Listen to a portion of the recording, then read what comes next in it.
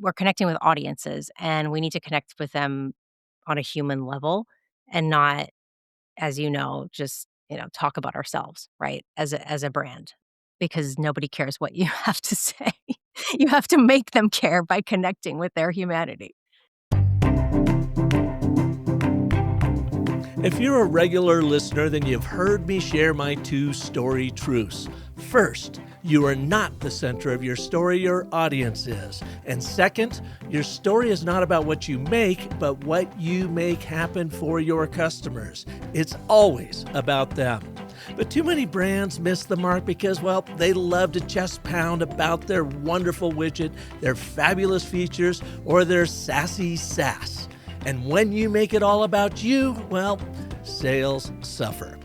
Hello and welcome to the Business of Story. I'm Howell. Today, Jen Perry joins us to talk about emotional intelligence in the world of AI. She's Executive Creative Director at Vagrants, with 20 plus years leading creative teams for brands like JetBlue, IKEA, and Dunkin Donuts. And she's got the awards to prove it. You'll learn how to keep your humanness in the heart of your creative process, how to build lasting client relationships in a tech-driven world, and how to inspire your creative teams to do their absolute best work.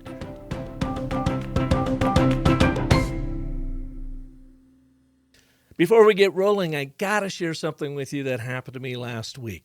So last Thursday, I'm traveling back from Bay City, Texas, after a day of story training for the leadership team at South Texas Project. They're the folks who run the largest nuclear generating station in the state. Well, 10 hours on the road and in the air, I kept thinking about what a crappy brand name artificial intelligence really is. I mean, think about it. For the most exciting technological leap of our era, could they have picked a label that sounds colder, more mechanical, or just plain fake? Anyway, I get home, flop into bed around 11 p.m. and crash. Then at 2 a.m., I bolt awake with a thought that just won't let me go. What if instead of artificial intelligence, we started calling it artful intelligence? Think about it. Artificial intelligence is all about what the tech companies make, not what they make happen for you. Artificial feels, well, distant, soulless, even a bit flaky. But artful, that's about cleverness, skill, and real creative ingenuity.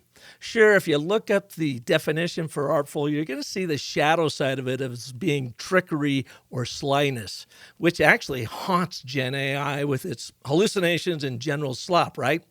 But the best side of artfulness is about using technology with the same intention and finesse as an artist does with a brush or a chef with a knife. It's about weaving your story, your strategy, your unique voice into every interaction so your message actually connects. It's essentially amplifying your humanness. That's exactly what the Story Cycle Genie is built for. Sure, it runs on advanced AI, but at its core, it's designed to amplify your humanness, not replace it. It helps you become more skillful, more elegant, more artful in the way you communicate, lead, and grow your brand.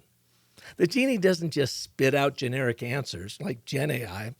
It listens, it adapts, and it helps you craft stories that move people because it's built on proven story structures, including our story cycle system and the ABT narrative framework that honor your audience as the hero in your story and you as the guide.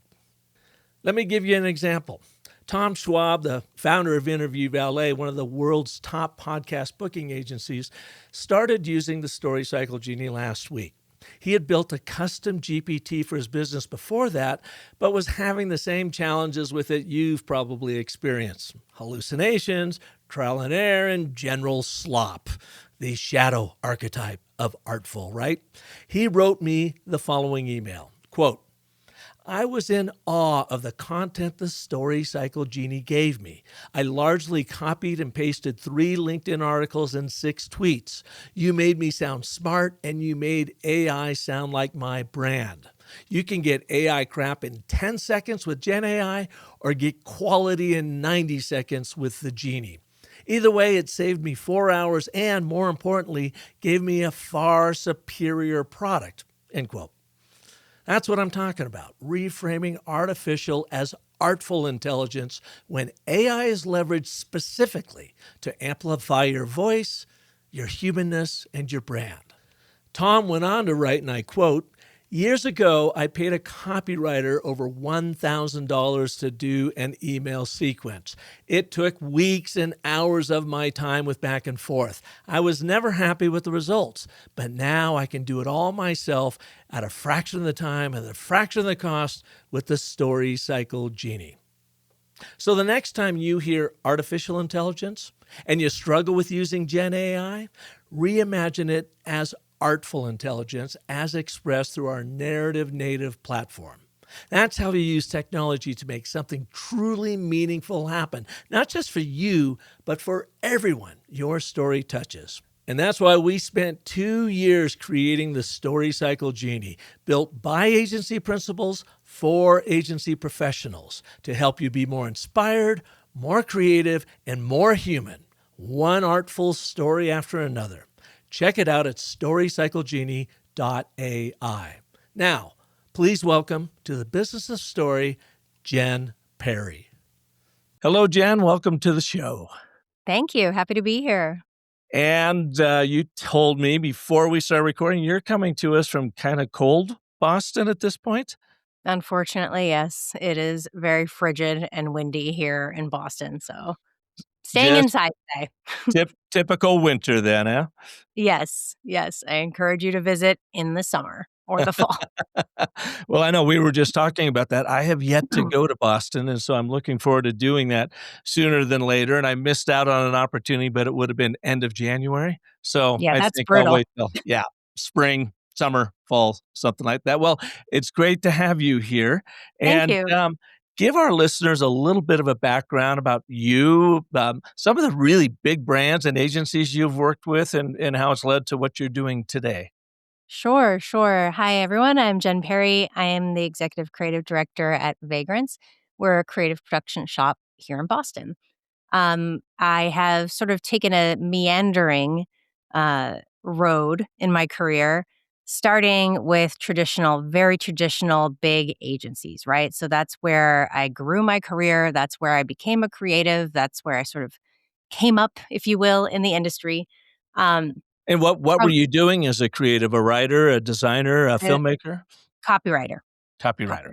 Yep. So I started in the big agency world at a very large global agency in New York City as a copywriter, or in fact, as a creative assistant turned copywriter. So I really worked my way, from the bottom up. I didn't go to ad school or anything. I kind of scrapped it together. Um, and I think that's what maybe makes me one of the things that makes me good for, the role that I'm in today is I'm not afraid to scrap it together and to find my own path, you know? And so that's kind of what I did. And I made my way as a copywriter. And then I veered off to the brand side. And I ran and grew and built sort of an internal agency at a tech company outside of Boston. I did that for about 4.5 years, learned so much. And, I don't know if you've heard people say this before, but there's this sort of belief that once you go brand side, you don't come back to the other side.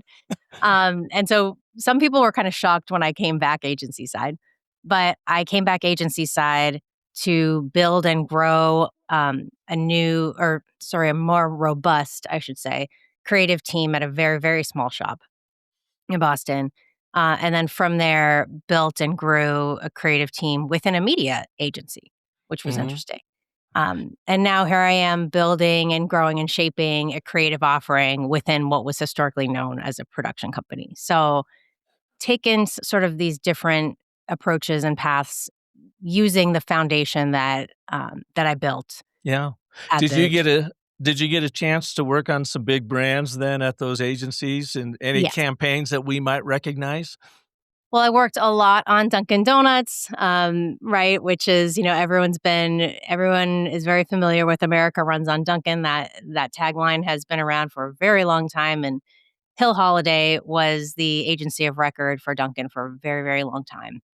And I was one of the lead creatives on the Dunkin Donuts account at Hill Holiday for around roughly 3 years, 3.5 years.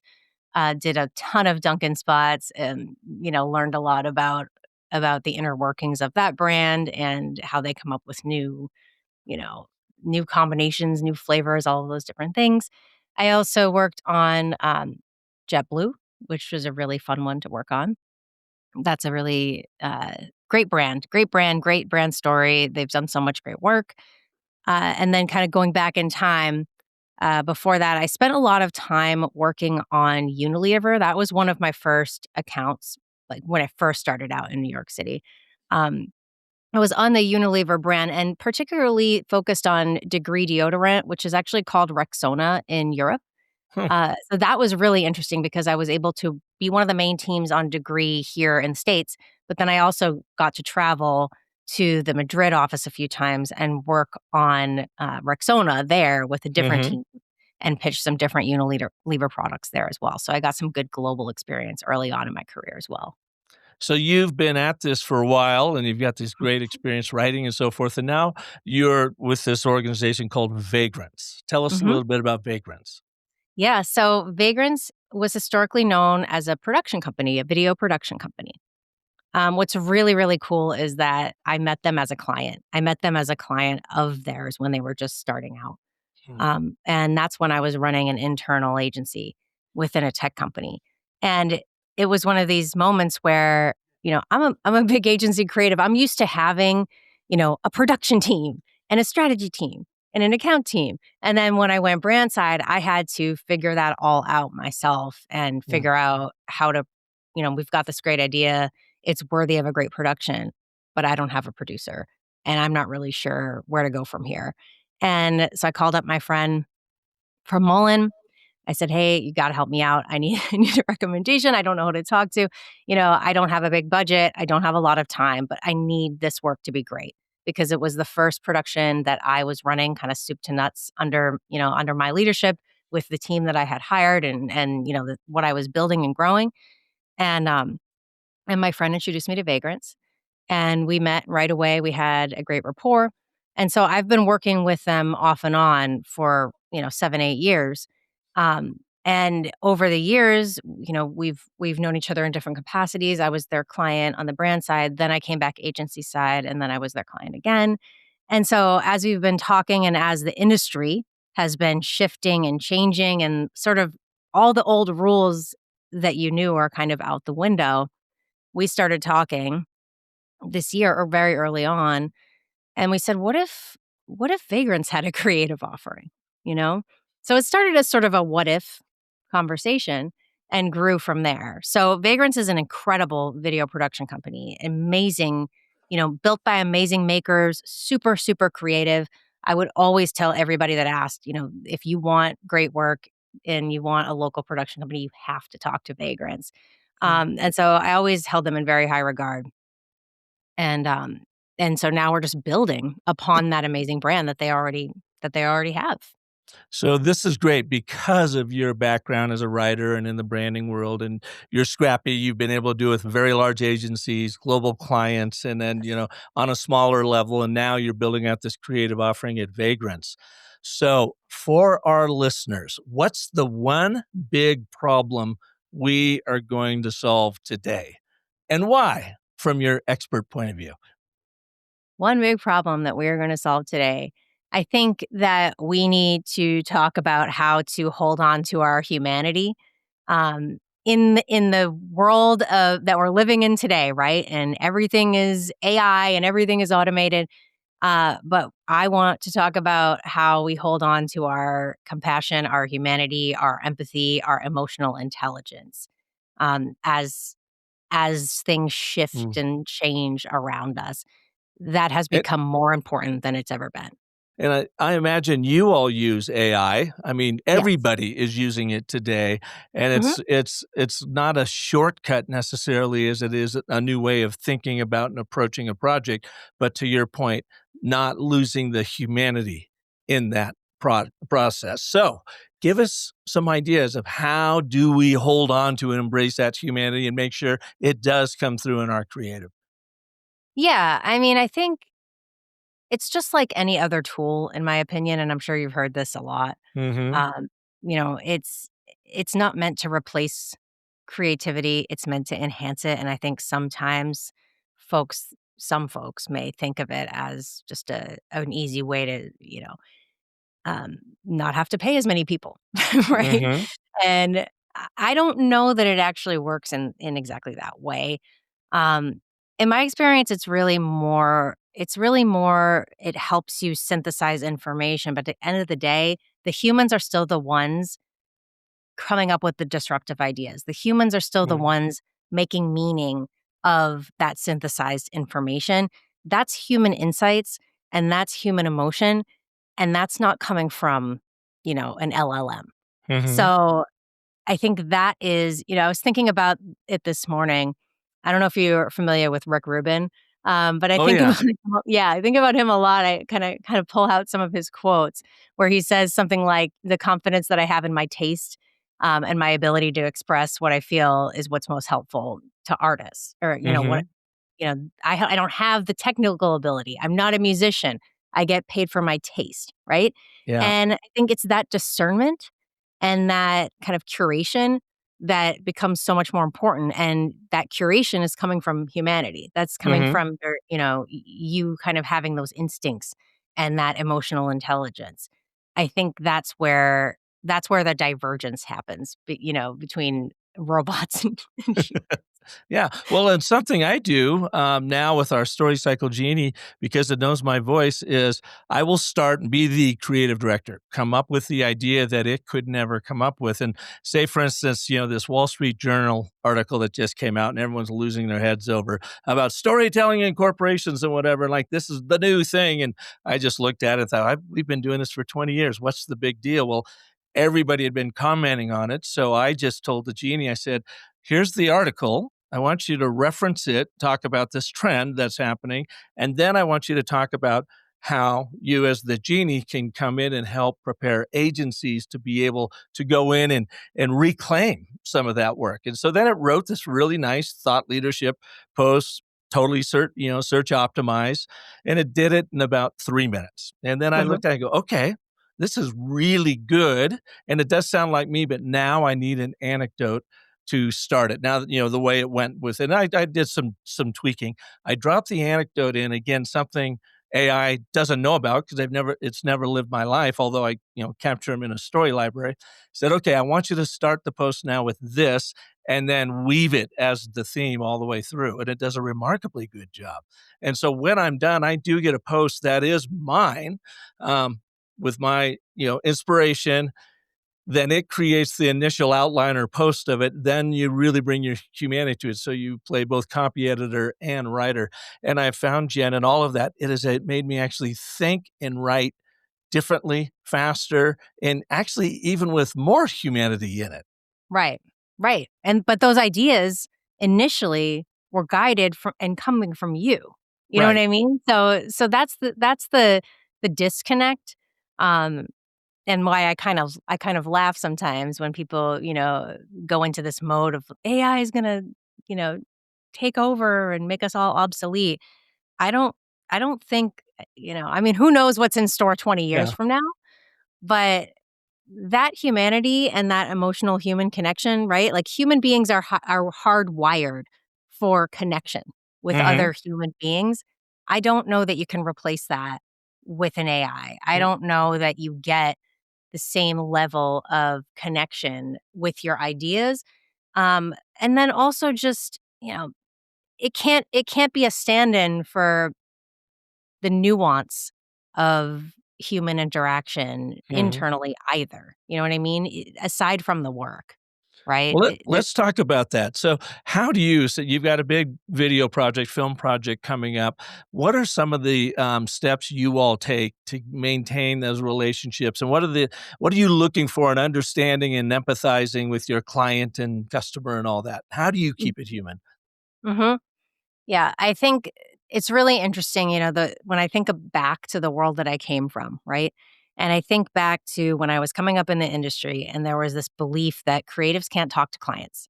right? I don't Oh, know yeah. if you've heard this one before, but, Yep. kinda keep you under the stairs like Harry Potter. You're not allowed to come out. You don't go in front of the client, only, the account team or the strategy team. I have found that that has done creatives at large kind of a big disservice. And so over the years, I kind of started to navigate around that and start to try to get closer to clients because at the end of the day, a client is a human. You are a human, the client is a human, the audience, yeah, they're all full with humans as well. So we're just humans talking to other humans. And I think we tend to overcomplicate these things sometimes, especially when you're working in a big organization. It's sort of like there are rules and there are lanes, and you stay in your lane and you don't come out of your lane. Mhm. So one of the things that I've tried to do over the years is just get closer to clients and be in conversations that maybe in the past I wouldn't have been in. Um, do things that maybe in the past would have been frowned upon. Like a small example, but creatives don't email clients. They don't send the email directly and ask the client a question. Well, why not? You know what I mean? And I know that sounds kind of silly, but when you come from that world and you kind of are raised in that world, you're almost trained to not go there. I have found the closer I've gotten to clients, the better my career has gotten, the better my teams work, the more efficiently I work, and the more trust is built. Mhm. So, within reason, of course, you don't want to take over every role, right? And become so, in the weeds that you're doing so much project management and you can't actually do the job that you're supposed to be doing, which is the creative. Yeah. But I think just kind of getting closer and putting yourself in conversations that maybe in the past creative people were not a part of. So let's That talk about empathy then. yes. Because it plays a major role, of course, in connecting anywhere, any kind of content you're creating. How do you all approach that? Yeah. Ask a lot of questions, a lot. And I know that you've probably thought about this a lot too, which is that so much of our job is actually not about making the work, making the creative work, making an amazing video. It's about psychology. It's about hearing the ask behind the ask, right? So I come to you and I say, I need a new marketing campaign, it needs to do this, this, this, and this, right? You could take that at face value, or you could be like, well, what's the reason behind that? Why do you need a new marketing campaign? What's not working about the one that you have? What happened with the partners you had before? Was there something that wasn't working? You have to kind of like dig, like a anthropologist, Yeah. and try to dig and find the real history there and what the person is really saying. And that takes time. That takes a lot of thought. That takes a lot of emotional intelligence. That Mhm. takes a lot of human compassion and to see a person in front of you saying something, but what's the thing underneath what they're saying? I feel like that happens in almost every conversation, Yeah. honestly. Well, Yeah. and one question can lead to like a wonderful decades-long relationship. I know when I started my ad agency, Park& Co. in Phoenix in 1995, way back in the day, I had one big whale of an account. That's what launched me, got my company going. And then Phoenix Sky Harbor Airport, which is gigantic now, it was really growing back then. I was doing a little bit of video work. So in your line of work, I was out there doing some video, corporate stuff and some commercial work for them. And one day I was on the road and was talking to Deborah Mears, my client at the time, and they needed a new radio campaign for the holidays. So she goes, you do video. Do you do radio? And I go, well, I do. I mean, I cut my teeth as a writer producer for radio spots. I love radio. Well, we need, this campaign. I go, well, you've got an ad agency. Why aren't they doing it? And I just heard this big sigh. And I said, okay, I can absolutely do it for you. What do you need next? Well, found out they were kind of sideways with their agency they'd had for a while. And next thing you know, my little agency had Phoenix Sky Harbor Airport, and I had them for 10 years because Mhm. of that one question. Is everything okay? What's going on? Exactly. Exactly, and you heard that sigh, and you knew there was something underneath that, It was the question behind the question. I love the way you phrased that. Yeah, yeah, and so it's It's funny because sometimes when we're in meetings, right? Like, say we're in a meeting with a client and say they don't like something, right? I'm just making this up. Some I have to coach my creatives sometimes. Let them talk. Don't try to solve it in the meeting. You need to let folks get it out because, again, what they're saying may be not what they're really saying. So you have to kind of let it go for a while and kind of process it and ask questions and dig in to really understand what the issue is before you just jump in and try to throw out solutions, and that's hard to do because we're Yeah. problem solvers, right? So Well, we I want to love solve. that 5 whys exercise, or it could be 6 whys or 7, where you just keep going, "Well, why did that happen? And why did that Mhm. happen? And why, Mhm. until you finally go, 'Oh, here's the problem.'" Mhm. And that's why I've always been so interested in strategy, Mhm. because that's what it is. You're digging, right? You're digging for human insights. Yeah. One Yeah. thing that, I trained our team to do and my customers to do is to use the and, but, therefore narrative framework as a story listening tool. So to your point earlier, when your creatives go in, you know, be quiet. Just listen. Let them just do that verbal vomit they sometimes do Mhm. if they're really frustrated.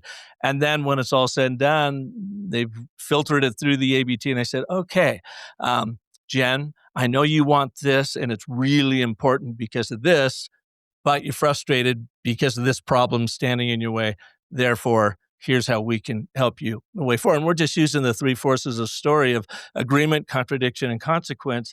And you can do that in 15 seconds, and your customer goes, "Oh my God, you actually listened to me because Exactly. you said that better than I said that."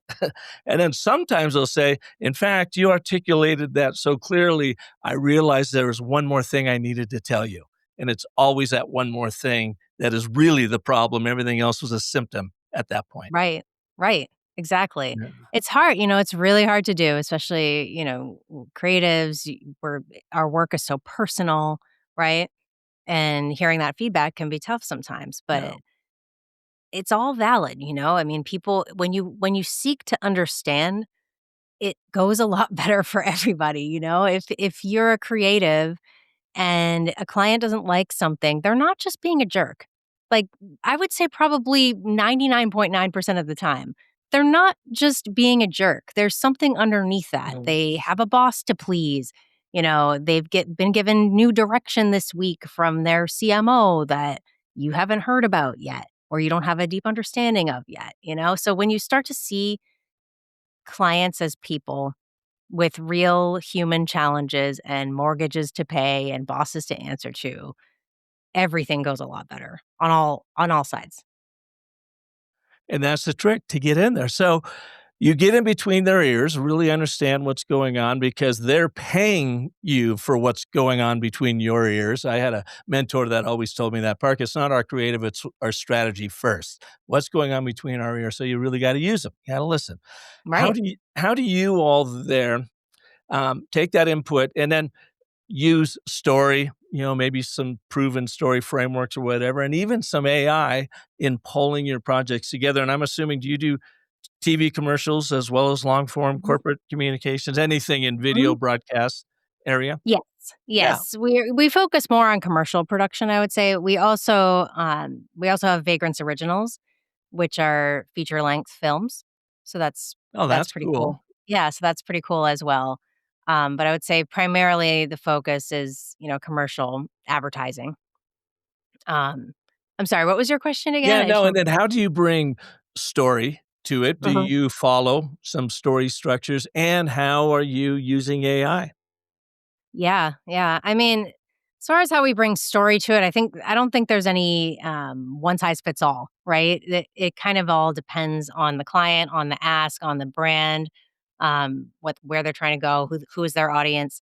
So I don't have a one size fits all to that, but I will say if it doesn't feel true, which means it's born out of a human insight, then it's not to me, it's not going forward. It's not gonna work. At the end of the day, we're we're connecting with audiences and we need to connect with them on a human level and not, as just, talk about ourselves, right? As a brand.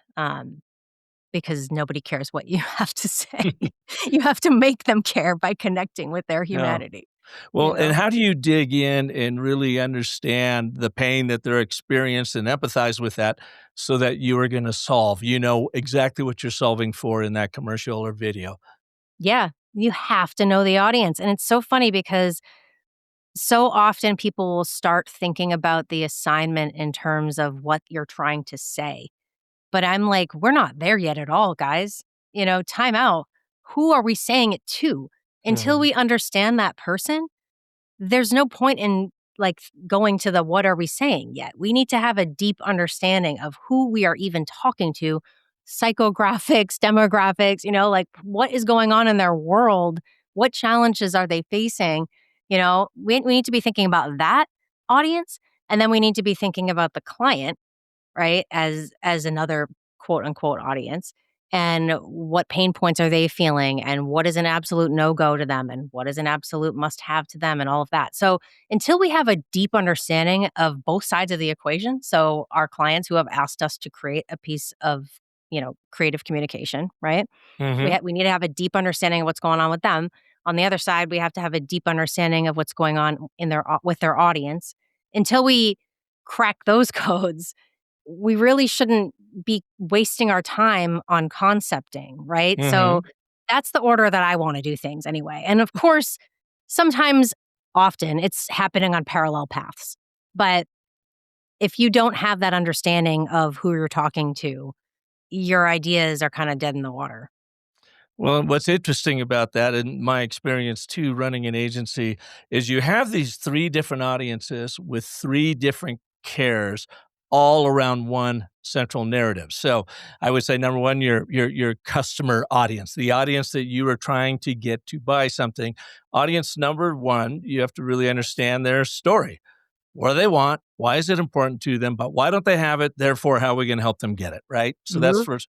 Then you got to shift over to the business side. Your client paying you to produce this. Well, you know what they want, a killer commercial that really drives traffic, right? And it's important to their career and the success of their company, but maybe they're a little concerned because they don't have enough money or because the shoot has to take place across the country or something. They're not sure how to do that. You got to work through the concerns of your customer. Then you help deliver, therefore, here's how we're going to do this. And then the final audience, I guess, is your own creatives, right? Because, like you said, you generously open them up to be able to talk to clients where lots of other places don't do that.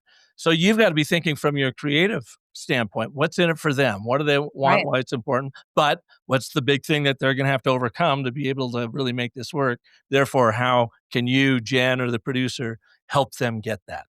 Yeah. Yeah. And it all comes back to human understanding, you know? I mean, really. And it's so funny because I don't know that as much value was placed on emotional intelligence, earlier on in my career, but it does feel like more of a superpower now. So I'm happy. I'm happy that Yeah. it's being talked about more. I'm happy that it's being valued more because it's so important. I was thinking about, just to give you an example, right? So if you think back to the Got Milk campaign, right? I always use that one as a reference point of a great insight, right? Hmm. And that takes time, right? And that takes digging. That takes a lot of digging, that takes a lot of research. But they needed to sell more, milk sales were down, and they needed to do something about it. Well, the strategists at I believe it was Goodby Silverstein, the Hmm. strategy team dug in and found out that most people don't think about milk until they're out of it or almost out of it. So the whole campaign became around this sort of scarcity play where it's like you have to worry about not having milk because it could really suck if you don't have milk and you're eating a peanut butter sandwich and you're trying, you don't have a glass of milk to go with it, right? And so I thought that was so great because that was a real, true human insight. That wasn't, milk makes your bones stronger, right? They could have gone with Yeah. that. They absolutely could have gone with that. But instead, they went deeper and they found a true human insight, and it's incredibly successful. So Yeah. it's a great case study. Well, people don't buy what you make, they buy what you make happen. So Mhm. milk is a commodity. They're not buying your milk to your point of it's fortified with 8 essential vitamins, blah, blah, blah. Mhm. They're buying it because you understand me as the buyer. I gotta Mhm. have milk whenever I need it. And then all the crazy ripoffs of that campaign. Got concrete, Right. got Right. water leaks. And man, oh man, did that thing just take on a life of its own. It really did, it really did, and actually that was a campaign that lived with my very first agency in New York. Yeah. So, it was really I got to be a part of the Got Milk campaign, which was really cool. That would be fun. What were some of the things you did on the campaign? It was one of the bigger, projects that I did within that campaign was that it was a collaboration between Burger King and the I guess, the California Milk Processors Board, where it was to announce that Burger King now had milk, I guess. Mhm. Yeah, so it was remember the Burger King king, you Oh, know? yeah. Yeah. Right? So it was him. We shot this, uh we did a photo shoot of the king. He was in, like, a limousine, and he had all these champagne glasses and whatnot, but it was filled with chocolate milk. Oh, I think it was chocolate milk. I think it was to announce that they had chocolate milk. Ah. And so all of all the glasses were filled with chocolate milk, and it was really funny. Yeah, it Yeah. was him in a limo with, like, several other people, I think, and fans, like, reaching into the window. So Well, that was really fun, but you've had, yeah. yeah, fun projects to work on. Yeah, And super you fun. bring that energy and creativity to Vagrants.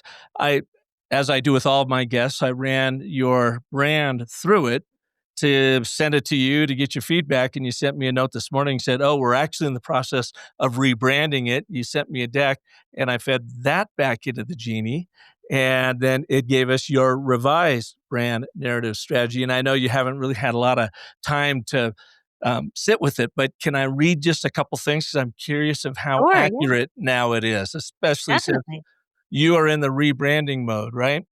So definitely. it came back and it said you've got these three audiences: ambitious marketers, called the Athena profile, brand creative teams, the Julie profile, and agency creative directors, the Robin profile. Mhm. Can you give us an idea? What do you mean by these profiles? How does that pick that up? Because I thought it was really fascinating, and the hundreds of brands that have been through it, I have not seen anyone come up with that. So what are you guys doing there?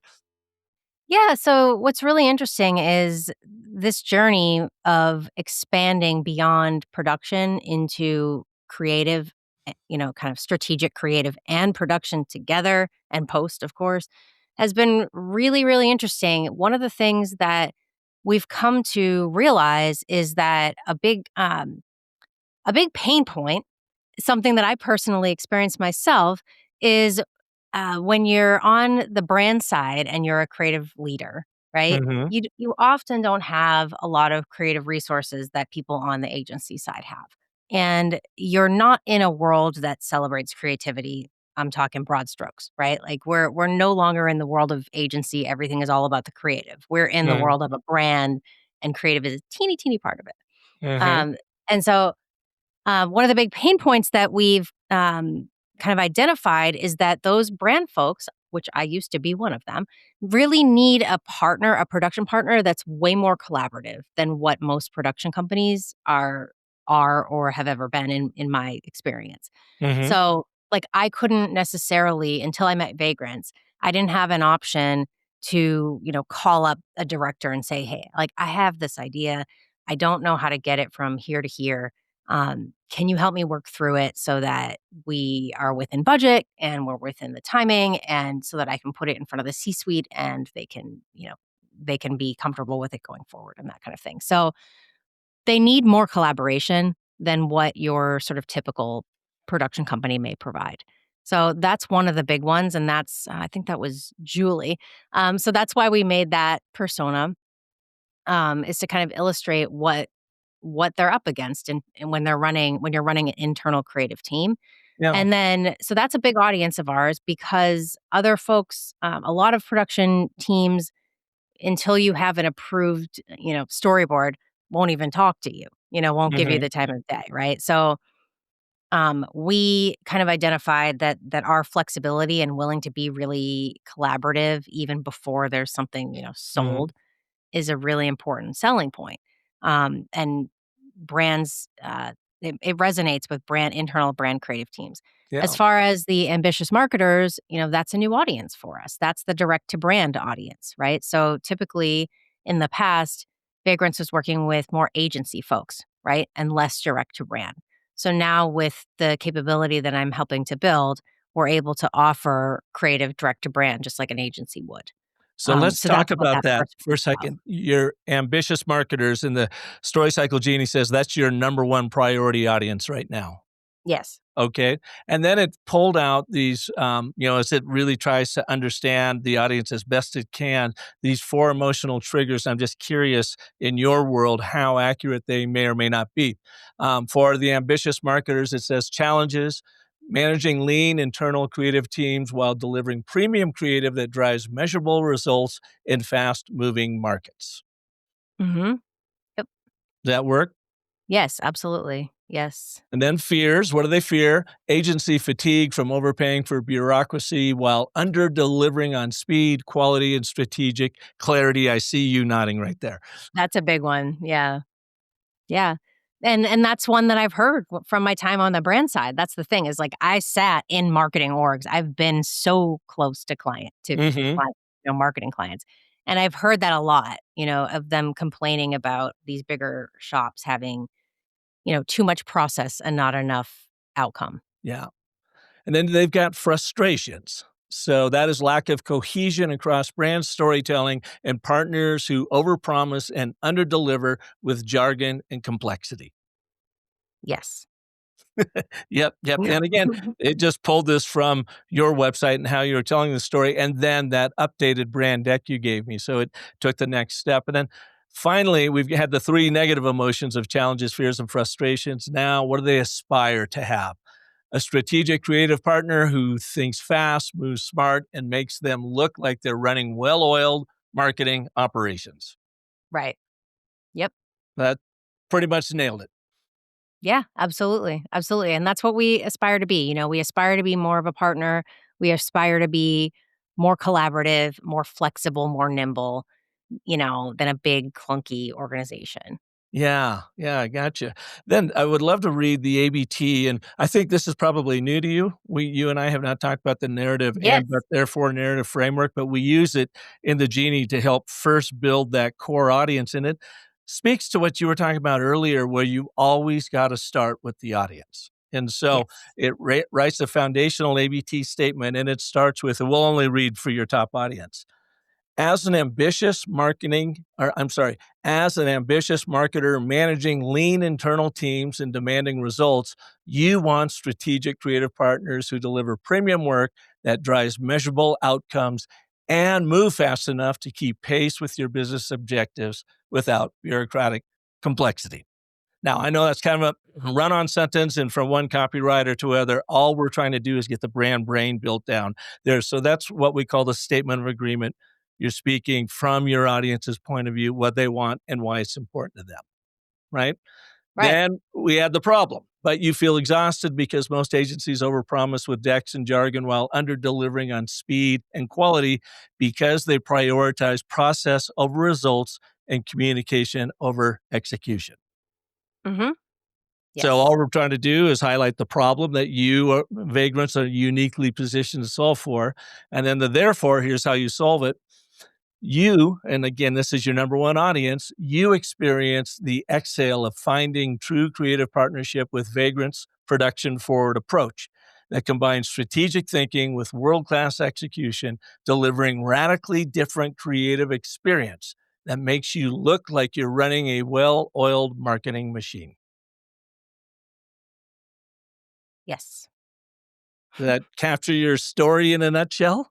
I'd say so, yeah. I would say that that sums it up for Yeah. sure. And For then it sure. last thing I'll touch on here, because you said your brand position is changing a little bit.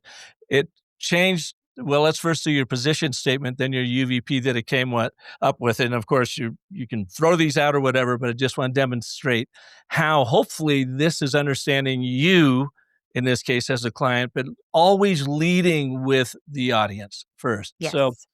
position statement. Vagrants is the only production forward creative shop that liberates ambitious brands from bloated creative processes through strategic thinking and world-class execution, delivered with radical transparency, flexibility, and serious fun.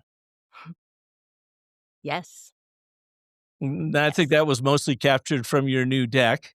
Came out I don't know Yep. if you guys wrote it that way or not, but that's, It's it's just similar, yeah, it's definitely similar to some of the stuff we have in there, yes. and then it says your unique value proposition, radically different creative experience. Mhm. Yeah, and what's cool about that is I can speak to that as having been a client, Mhm. and now working directly for Vagrants, which is pretty cool. Yeah. Well, and Yeah. that I wanted to share that with you because you and I both come from the writing world and the creative world, and I was one of the first people to push back, say, "Oh my god, AI is gonna come in and destroy writers. It's gonna all be slop and whatever." And then I've learned by simply using it that that's not the case. I mean, it can do that, but the really smart people are using it like you're talking about. Bring your emotional intelligence to it. What I like to say, EM plus AI equals ROI, your return There you on go. intelligence, right? Yeah, Because it nice. does make you think Mhm. differently. Yeah, it does. You're right, and that's what I've appreciated about it is that it will give you sort of a nugget that or, just a little tidbit of something that you can take and build upon. But Mhm. it's never gonna in my experience so far, it's not gonna deliver a polished final product to you. Yeah, not at all. So, in our final segment here, can you give our audiences 2 or 3 or 4 things, ideas of what you've seen and experienced over your career about how they can even do a better job of really connecting with, listening to, and building that relationship with all of their audiences, from their Mhm. customers, through the TV commercials to their clients to the creators that you serve? How they can do a better job of that? Well, certainly I can speak to that because I think that's something I've been working towards, over the years. And even though I think I am a person that is hardwired to be, you know, to be compassionate and empathetic and to really try to understand people, Mhm. I still think that there was a lot of has been a lot of learning and kind of growth and learning, especially over the last roughly 5 years, around that topic. So there's a few things. I think one, the first thing that came to my mind when you said that is slow down. I know that maybe sounds, obvious, but I think we all need to take a beat. Kind of going back to what I was saying earlier, take a beat to listen before you react, before you Mhm. respond, before you try to solve. You need to just take a minute and take a big step back. So I use the phrase zoom out a lot with my teams, with my clients, and with other internal teams. Like, let's just take a moment and let's zoom out. Maybe we're not zoomed out far enough. Let's zoom out even further. Mhm. Look at the big picture here. So that's a big one is just slow down. Don't feel like you have to solve it immediately. Um, for myself, fight against your people pleasing tendencies to try to have a fix like right then, you know, because if you take more time, ask more questions, probe more, uh, I think you'll end up in a different place than you may have if you Mhm. just went to immediately trying to solve the problem. So, slow down would be a big one. Yeah. Um, It's you funny you want say that because I've had a number of guests on lately, and I've been reading a lot online, about that very thing, slow. Like mhm. 2026, slow down. In fact, my guest on the podcast literally this week, Michael Walsh, he's got a fascinating story that he was running, an agency, and he went for 3 years without taking a time off, a vacation, because he just thought he had to grind, grind, grind, till finally his wife said, "Stop it. You're going on vacation to Mexico without me. You need to go and just collect yourself in your brain." And he said he had the hardest time doing that. But then when he came back, he had all these new ideas. And he said he all of a sudden just started landing work right and left because he was thinking more clearly. And it's the same thing. Slow down. Just Mhm. that's what he professes. So I'm glad to Yeah. hear it actually coming out. I'm glad to hear that you said that. It's something I'm working on both personally and professionally. Uh, but I think it's really important, and I think COVID did a number on us, right? Because there was no more boundary between work and life, and it's just Mhm. is a constant barrage of messages. And I think we've sort of been conditioned to think that we have to solve everything instantly. And Yeah. that's not good because are those solves quality solves or are they just like, checking a box, right? Mhm. And, so I think it's kind of connected to AI too, because I think it's the timelines have been compressed, right, in creative. And so sometimes it seems like, well, why can't it be done in 2 days?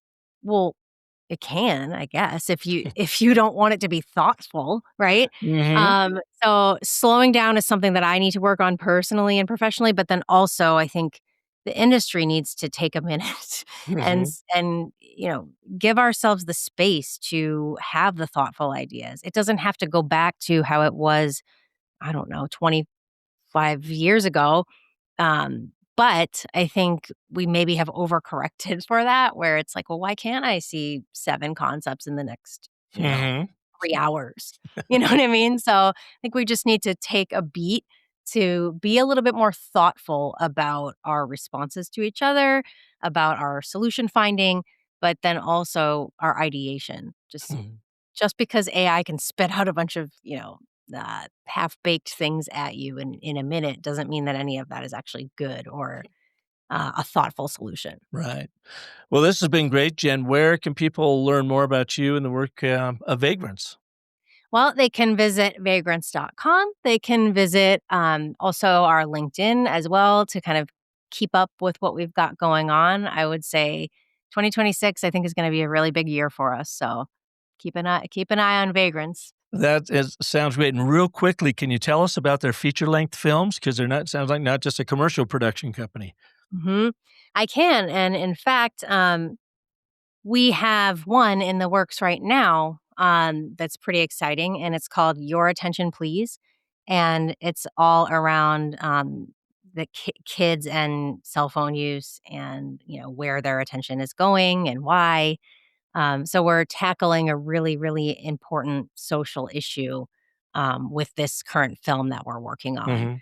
Mhm. But we've got quite a few others that are sort of focused on life in the outdoors, and so that's very cool as well. A lot of us vagrants are really into the outdoors and travel and ski and surf and boating and all of that. So some of those interests have made their way into Vagrants Originals, but I'm Mm. really excited about Your Attention Please right now. So I think you'll hear more about that That's very soon. great, and be distributed through Netflix and Amazon and those kinds of places? We'll see. We'll Yeah, see. We're working on it now. Doing a that's the lot of goal. screenings. Yeah, Yeah, yeah. yeah. Awesome, well, thank you so much, Jen. I appreciate you Thank being you. here. Thank you. It was great to meet you. Nice to chat with you. Thanks for listening to this edition of The Business of Story. If you liked what you heard, please share it with anyone you know who would benefit from Jen's wisdom and give us a rating and review over at iTunes or on Spotify or anywhere that you get your shows. And if you have yet to test the strength of your brand story with the Story Cycle Genie for free, go and do it right now and use our brand story grader at storycyclegenie.ai. It'll give you a grade from A plus to heaven forbid F minus, and we'll give you a 14-point storytelling assessment that validates what you're doing well, reveals gaps that you can quickly fix, and of course inspire you with new ways to artfully think about your brand story. It's over at storycyclegenie.ai. Now, next week, if you are in the throes of trying to recruit rock stars, join us as Jeff Hyman will be here, and he's going to share how you use brand storytelling to bring in the top performers and keep that talent on board. That's next Monday, and until then, remember that the most potent story you'll ever tell is a story you tell yourself. So make that one not just artful, but epic. Thanks so much for listening.